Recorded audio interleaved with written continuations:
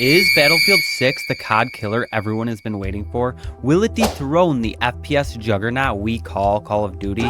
And is a Battle Royale even what the Battlefield fans are looking for? After putting tons of hours into the Battlefield 6 beta, I can tell you that it is fun, exciting, and has that thing that just keeps you longing for more, unlike that truck stop sandwich I had for lunch. But Battlefield 6 has everything you want in a first-person shooter with immaculate gunplay, fluid movement mechanics, and class-based operators including an assault, a recon, an engineer, and even a medic, and they all have their own specialties that we'll talk about later in this video. And to get back on topic, this game is no Call of Duty, and I don't mean that in a bad way. This game just isn't that much like COD. Battlefield actually has a whole identity of its own with jets, tanks, and huge landscapes with destruction at a level that will leave the entire map looking unrecognizable. And since we're talking about huge landscapes, with Battlefield's new Battle Royale, we don't really know much about it yet, leaving you to wonder, will there even be jets and tanks on this map? And how far will the destruction even go? If you can destroy this map as much as I think you can, it's going to be a really tough time for campers. All we really know about the Battlefield 6 Battle Royale is that it's rumored to be free to play, have a fire zone that will instantly kill you when touched, and it's supposed to be set in Northern California. Data miners have also leaked hints to Warzone style loadouts and objective style missions, which leaves the fan base divided because many players want a traditional battle royale with the weapons and attachments only found from the ground and from supply drops. But the question is, do Battlefield players even want a battle royale?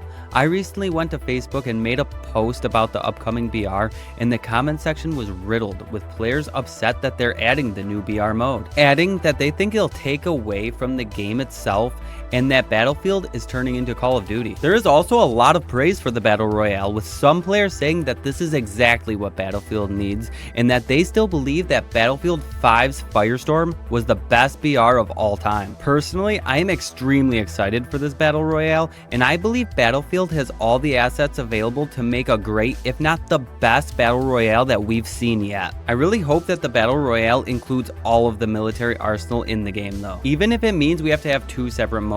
One leaving out jets and tanks while leaving helicopters and the light ground transports, and another one with everything, bringing that classic Battlefield style to Battle Royale. I also believe that Battlefield 6 will really be missing out if their Battle Royale doesn't have a solo playlist upon launch. There's just something very special about big map BR solos. It could be the suspense of being by yourself going up against 150 other real players, or it could just be nice not to have to depend on random honchos when your teammates aren't on. Call of Duty is also mainly a controller game, whereas I'd like to argue Battlefield is mostly a mouse and keyboard game with really good controller support. Actually, there are so many controls in Battlefield 6 that it is hard to have a button for every feature in the game without having a controller with back pedals, making it hard for the average gamer with a normal controller to compete. But controllers have less recoil than mouse and keyboard on Battlefield 6. It seems that they are trying to balance the game using inputs instead of insane aim assist. Now, I'm not trying to bash Battlefield 6 in any way.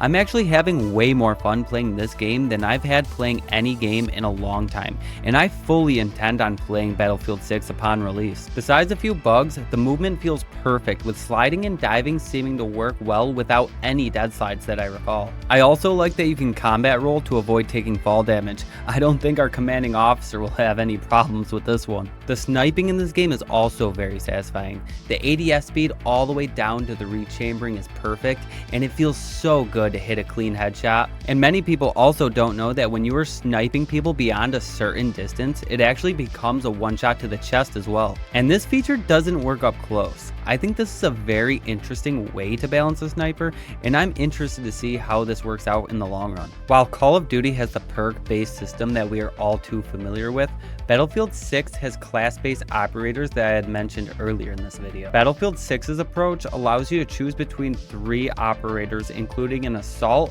a medic, or a recon that all have their own unique abilities. The assault operator specializes in assault weapons, giving you faster draw and switch times plus faster sprint recovery, giving you the ability to carry 2 primary weapons plus a high explosive launcher. The assault class also takes reduced fall damage and has no speed penalty after falling. You also have an adrenaline injector that increases your fighting capabilities, whatever that means. It increases sprint speeds, reduces explosive damage, provides resistance to debuffs, and makes enemy footsteps easier to hear. The engineer's signature weapon is the SMG, giving you improved hipfire control. And he also has a flak jacket that decreases the explosive damage taken by 33% as long as it's only splash damage. Plus you have a blowtorch that repairs friendly equipment and does the opposite to your enemies. Now the recon's signature weapon is the sniper, giving you the ability to hold your breath and rechamber faster between shots. The recon auto pings enemies when you aim down your sights at them. And you also have a motion sensor that displays enemies on your minimap. And last but not least, the medic's signature weapon is the MG, giving you no sprint penalty. The medic has defibrillators that res your teammate instantly and also has a deployable cover. You also have a redeployable bag that resupplies all nearby infantry and helps them regenerate their health, especially when they're under tremendous fire. One thing I honestly don't really like that much about Battlefield 6 is the menu UI. It seems like I have to hit the controller settings 3 times before I even get anywhere, and then I have to hit it another 3 times before I can actually implement any settings. And then every time I back out of that menu, it brings me all the way back to the beginning. And every other setting I want to change is like that as well. Like I had to make a tutorial video on how to find your compass. I had so many people asking me in my chat. Like, why isn't that on in the first place? I also wish there was a way to change the position of your minimap. I just can't get used to looking in my bottom left corner. But maybe that's just something I'll have to get used to. But if that's all I have to complain about, I believe Battlefield 6 is in really good shape. And to be honest, I don't think I've ever played a beta this polished before. But to get back on topic, I'm just stating that I believe most Call of Duty players are going to continue to play no matter what. And if there was a supposed COD killer going to come in someday, it would probably just be Call of Duty themselves. Call of Duty has actually been under extreme fire lately because their fan base is divided by the influx of animated skins and microtransactions, some stating that they believe the game is turning into Fortnite. And with the never-ending hacker situation, most players are wondering if Call of Duty has their priorities in order. But Call of Duty isn't the only game with hackers. Hackers were already found playing the Battlefield 6 open beta, and they seem to be an epidemic in the entire gaming space. But even with all that being said, I don't think Call of Duty is going anywhere. Call of Duty is like a gas station sandwich. It might not be the best sandwich, but at least it's always there for you when you need it. Maybe I'm just hungry. But all jokes aside, even with all these problems they are facing, I still believe Call of Duty is one of the best first-person shooters in the entire industry. And I will still be playing Black Ops 7 and Battlefield 6, along with Warzone and Battlefield 6's upcoming Battle Royale when it launches. Overall, I think this will be good for these games, and it'll be nice to have both Call of Duty and Battlefield this year. I also want to thank you guys for the insane support. I couldn't do any of this without you guys. You guys have been showing up in and out on my streams, on my shorts, on my videos, and I don't say it enough. Thank you guys so much. And make sure to like, subscribe if you haven't already, and tune into the next video in the corner.